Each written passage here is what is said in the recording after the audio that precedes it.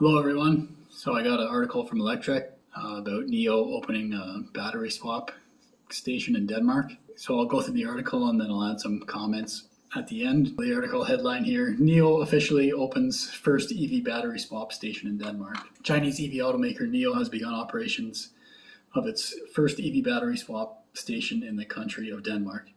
The centrally located station will offer battery swap access to the new NEO drivers in several European countries and brings NEO's station total to 12 throughout the continent. NEO is a publicly traded EV automaker founded in 2014 that currently sits as one of the leading EV brands in China. The automaker is coming off more losses to cap off 2022, according to its recent Q4 financial report. But its EV deliveries continue to grow, not only in China, but also in Europe. It was May of 2021 when the EV automaker first announced plans to expand to markets outside of China, beginning in Norway.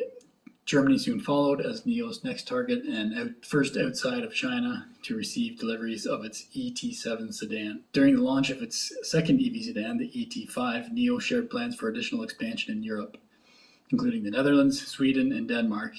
NEO is also one of the few EV automakers in the world developing and expanding battery swap station capabilities. In addition to third-party charging access for European customers, NEO has begun implementing battery swap stations in the countries mentioned above and has even considered licensing the technology to others on the continent. Today, NEO shared it has officially launched its first swap station in Denmark to support 5 different countries in Europe. NEO's Denmark swap station, center of 5 EU countries. NEO shared images from today's opening ceremony in Denmark on its official WeChat account this morning, explaining its new battery swap role in Europe. The swap station is located in Slag Else, about 100 kilometers southwest of Copenhagen, next to the E20 highway.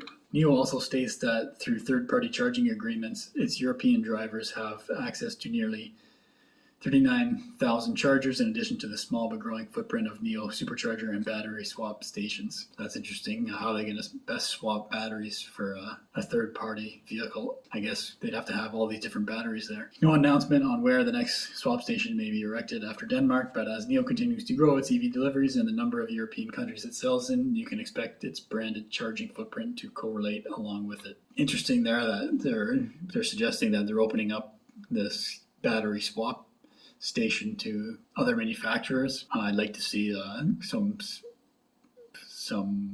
facts on that, because like battery swap I think is great if we lived in a world where batteries were highly abundant, but I don't think that's the case at the moment. Maybe in NEO's case, I know BYD produces their own batteries, but I'm not sure that NEO produces their own batteries. They could, and maybe they have so many batteries that they have this excess where they can supply these charging stations. Tesla considered this as well, but I think they realized we're constrained on batteries. We don't want to put a bunch of batteries in a station that just sit there and they wait for a car to show up that wants to swap it out. It's not the best use of the resource. So I kind of question this business model at the moment. Yeah, unless I'm unaware that NEO is producing batteries at such a pace that they can't make enough cars to put them in. But I find that hard to believe, as batteries seem to be the limiting factor for many manufacturers around the world, including Tesla. They've held back the Cybertruck because they didn't have the batteries to do it. The semi-truck is delayed as well, the semi-truck needing so many cells. Tesla also has a plan in place for if they do get to a point where they're producing so many battery cells that they don't know what to do with them. Well, they will know what to do with them. They have the energy side of the business, their Megapacks and the Powerwall.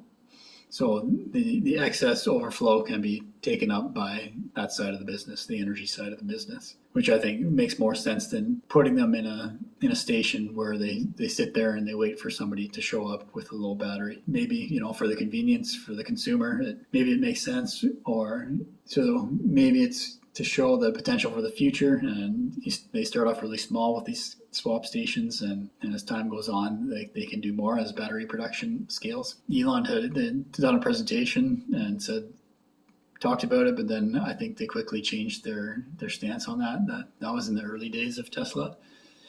I think, maybe around 2009, 2010, but we haven't heard much about battery swap from Tesla since then. So yeah, that's the battery swap article. My name's Evan Bertrand. This is the Evergreen channel. Please subscribe. It's free. And thanks for watching.